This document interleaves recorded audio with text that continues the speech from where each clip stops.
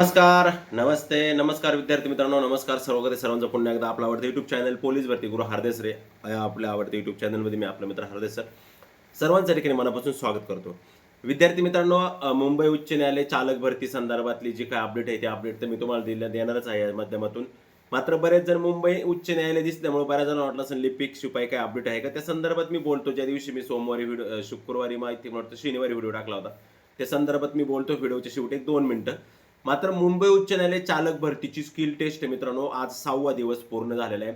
उद्या 7वा दिवस आहे आणि परवा दिवशी 8वा दिवस आहे. मला वाटतं उद्या काहीतरी 451 ते 502, म्हणजे उद्या 50च विद्यार्थ्यांची 50-52 काहीतरी विद्यार्थी उद्या असतील आणि परवा दिवशी 200 विद्यार्थी, अशा 250 विद्यार्थ्यांची स्किल टेस्ट या ठिकाणी बाकी राहिलेली. मित्रांनो, मुंबई उच्च न्यायालय चालक भरतीची जी स्किल टेस्ट आहे, ही स्किल टेस्ट भोसरी या ठिकाणी चालू आहे. मी त्या संदर्भात तुम्हाला वेळापत्रकाच्या माध्यमातून माहिती दिली होती का कोणत्या ठिकाणी चालू आहे. भोसरी या ठिकाणी चालू आहे. जे काय आरटीओचं जे असतं ते पिंपरी चिंचवड आणि भोसरीचं ते जे त्या ठिकाणी चालू आहे, परिवहन विभागाचं जे काय आहे त्या ठिकाणी. मित्रांनो, त्या ठिकाणी 10 मार्कासाठीची जी स्किल टेस्ट असते त्याच्यामध्ये तुम्हाला यश काढायचं आहे. ज्यांची बाकी त्यांनी नक्की पहा, नीट पहा, शेवटपर्यंत पहा, व्यवस्थित पहा. ज्यांची स्किल टेस्ट उद्या आणि परवा होणार आहे त्यांनी, त्या ठिकाणी तुम्हाला यश काढायचं आहे. त्या ठिकाणी तुम्हाला यश काढायचं आहे. त्या ठिकाणी तुम्हाला चढा चढायचा असतो. 4, 4 आणि 2 असे मार्क आहे, असं मला त्या विद्यार्थी आपले बरेच बॅचचे टेस्ट सिरीजचे बरेच विद्यार्थी होते, त्यांची स्किल टेस्ट झालेली आहे काल परवा. त्यांनी सांगितलं का बॉस सर, अशा पद्धतीने 3 इव्हेंट त्या ठिकाणी राहतात. ओके, नाही तर आता परत दोघं तिघ जण शहाणे व्हायचे. गोपनीय माहिती, अरे ते चालू आहे तिथे, सगळे पाहतात ते. आलं लक्षामध्ये? त्या दिवशी त्या आपला कट ऑफ काढला तेव्हा एक जण म्हणे गोपनीय माहिती. अरे दादा, गोपनीय काय ना म्हणतात? गोपनीय माहितीचा विषय काय राहतो? पेपर फुटली झाला, पेपर त्यांच्याकडे सापडला म्हणून परीक्षा रद्द करावा लागते. गोपनीय माहितीचा अर्थ कळतो का बऱ्याच जणांना? त्या दिवशी मला खूप हसू आलं, बऱ्याच जणांच्या कमेंट्स आल्या, गोपनीय माहिती. अरे गोपनीय माहितीला काय म्हणतात? आणि बाळा, ते माननीय उच्च न्यायालय म्हणतात त्यांना, माननीय हायकोर्ट. त्यांची गोपनीय माहिती भीतीचा काही विषय नसतो कुठे. हे आता हे बाहेर एक्सटर्नल हे आलं लक्षामध्ये?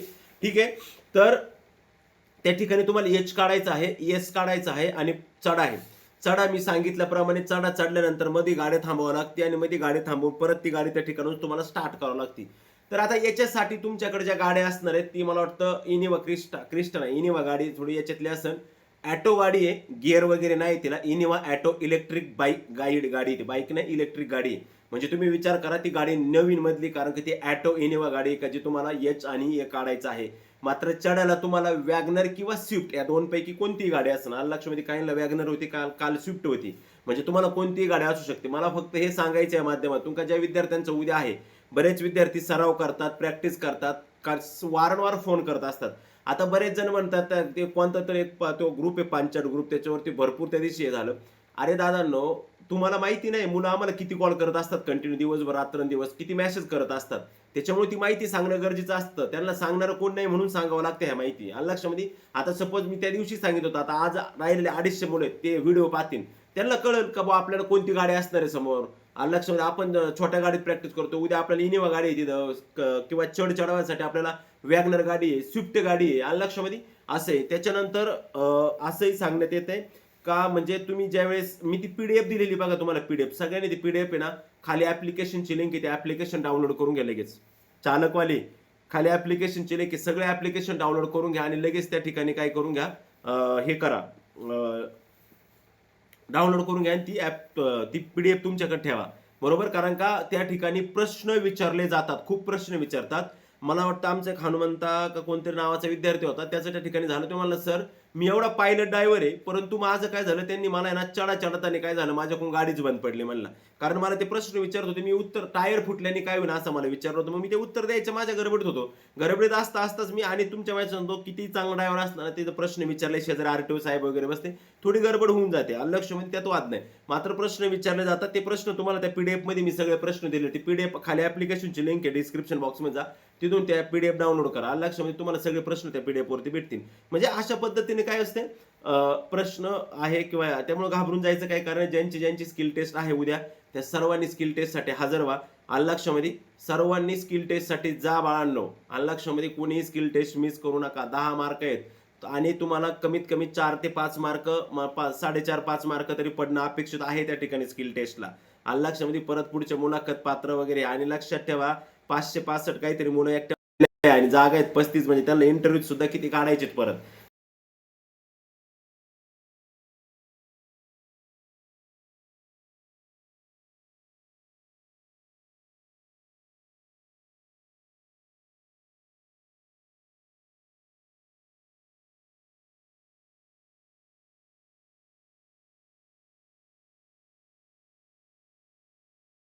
त्याच्यानंतर एसचा असतो, एचचा असतो, त्याच्यानंतर अजून एक दोन असतात पोलीस भरतीला. लक्षमध्ये चढा पण असतो, तेवढं तुम्हाला तितकं काही सी पण असतो पोलीस भरतीला. सी असतो, रिव्हर्स सी.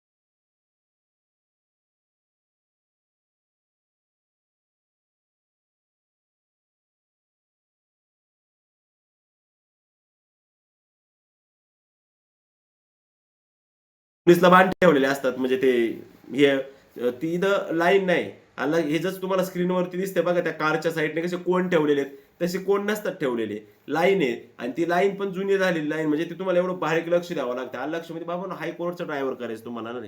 आलं लक्षामध्ये पोलीसमध्ये ड्रायव्हर झाल्यानंतर त्यांना तिथं शिकवलं जातं, परत तिथं थांबवलं जातं, लगेच गाड्यात तुम्ही हायकोर्टला ड्रायव्हर व्हायचं तुम्हाला एवढं मोठ्या याच्यामध्ये. आलं लक्षामध्ये. ठीक आहे, अशा पद्धतीने जी काही संपूर्ण माहिती होती ती मी तुम्हाला दिलेली आहे. समजली असेल तर नक्की व्हिडिओला शेअर करा. आपल्या मित्रांना ज्यांना ज्यांना ड्रायव्हिंग स्किल टेस्ट आहे त्यांच्यापर्यंत ती स्किल शेअर करा. ओके, ठीक आहे. आता एक संदर्भात बोलतो, एक गोष्टीचा खुलासा करतो. दिनांक शनिवार रोजी मी एक व्हिडिओ टाकला होता आणि एक कट ऑफच्या संदर्भात व्हिडिओ टाकला होता. तो मी पुन्हा डिलीट केला, कारण का त्याच्यामुळे बऱ्याच जणांच्या भावना दुखावल्या गेल्या किंवा बऱ्याच जणांना लोड आला, टेन्शन आलं वगैरे वगैरे, अशा त्याच्या गोष्टी झाल्या. एक लक्षात ठेवायचं मित्रांनो, आपण स्पर्धा परीक्षा करतो ना, कधी पण खंबीर राहायचं. आलं लक्षामध्ये. 2000 मला वाटतं 17 का 18ला माझा टॅक्सचा निकाल गेला होता मित्रांनो. 117चा का काहीतरी कट ऑफ, 117, हा 117चा काहीतरी कट ऑफ होता आणि मला 116 114 मार्क होते, नाही 114 15 मार्क आज काहीतरी मार्क होते. आणि वाटत होतं का सगळे चॅनल, तोवर काय मी विद्यार्थी होतो, माझा काही चॅनल नव्हता, आणि मी सगळ्यांचे पाहायचो, सगळे 90 95 110 95 90. मी फोन करायचो तर सर 110 117 मार्क होईल आपले, 116 14 15 होईल का, 110 पुढे ना फिक्स झाला फिक्स झाला. आणि मी झालो नाही बाळा.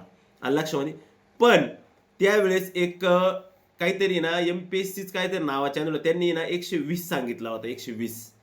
आणि त्यावेळेस त्यांना पण लय जणांनी मेसेज केले, सर एवढा कट ऑफ असतं. पण त्या माणसाचाच खरा कट ऑफ निघला होता, 117 कट ऑफ त्या ठिकाणी ओबीसीचा लागला होता. म्हणजे मला काय सांगायचं विशेष, म्हणजे मला एक सांगायचंय का, मला एक गोष्ट काय सांगायची का दादांनो, ते कट ऑफ असतात, ते अंदाज असतात. काल एमपीएससीचा पेपर झाला, त्या एमपीएससीच्या पेपरला कोणाचाच कट ऑफ खरा नाही ठरला. 53 मार्काचा कोणालाच वाटत नव्हतं 53 मार्काचा कट ऑफ लागेल. सगळ्यांनी 50 51 50 45 50 43 42 सांगितला होता. ईडब्ल्यूएस वाले तर 41 वाल्यांनी मेनची तयारी चालू केली होती. काय झालं, लागला का कट ऑफ तेवढा, नाही लागला. हे एक अंदाज असतात. बरंच ते म्हणले सर तुमचा अंदाज ठरला तर गोपनीय. अरे दादा, मी सोमवारी सांगितलं, सोमवारी निकाल लागलाच नाही. माझा अंदाज म्हणजे मला जर गोपनीय माहिती कळली असे सोमवारचं, मी काय ते केलं का, जे टेलिग्राम चॅनल आहेत सगळे आमचे टेलिग्राम चॅनलवाले आहेत, ऍडमिन ग्रुप असतात एमपीसी, माझं एमपीसी टेलिग्राम चॅनलवरती ट्रस्ट असतो. बाकीचे छोटे मोठे चॅनलवर मी एवढा ट्रस्ट ठेवत नाही, ऍडमिन करायला ओळख नाही. पण एमपीएससीचे जे मोठमोठे चॅनल आहेत त्यांनी सगळ्यांनी टाकलं होतं 29 जून. मला आता यांना कळले, म्हटल्यानंतर प्रॉपरली असं भाऊ ते बघा, एमपीएससीचे ज्या दिवशी निकाल लागायचे त्या दिवशी एमपीएससी वाले दुपारी टाकतात, आज एमपीएससी निकाल लागला, तो लागतोच त्या दिवशी 4 वाजेपर्यंत. असं आहे. त्याच्यामुळे मला वाटलं बुवा एक काहीतरी असं एक आसन संदर्भ म्हणून मी ते टाकलं होतं. बाकी आणि राहिला प्रश्न कट ऑफचा. कट ऑफचा विचार मी कट ऑफ एवढा लावला, तुमचे मन दुखवले किंवा तुम्हाला वाटतं कट ऑफचं, मी पूर्णपणे तुम्हाला कट ऑफ लागणारच आपला उद्या परवा 2-4 दिवसात, एवढ्या 2-4 दिवसात कट ऑफ लागणार. कट ऑफ काय लय उशीर नाही आता, लक्षामध्ये.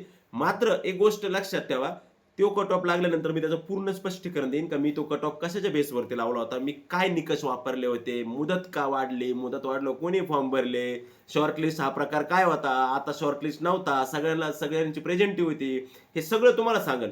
कसं राहतं, सत्यता जे आहे, वास्तविकता आहे ना, ती स्वीकारायला माणूस लवकर तयार होत नाही. लक्षामध्ये.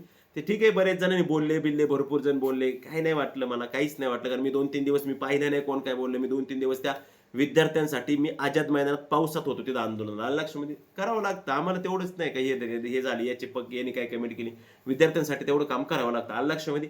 ठीक आहे, चालते. नक्कीच कट ऑफ लागल्यानंतर मी त्याचा पूर्ण खुलासा तुम्हाला देईलच का बाबा मी तो कट ऑफ कशाच्या बेसवर लावला होता. अजूनही त्या कट ऑफचे समोर येत आहेत सगळे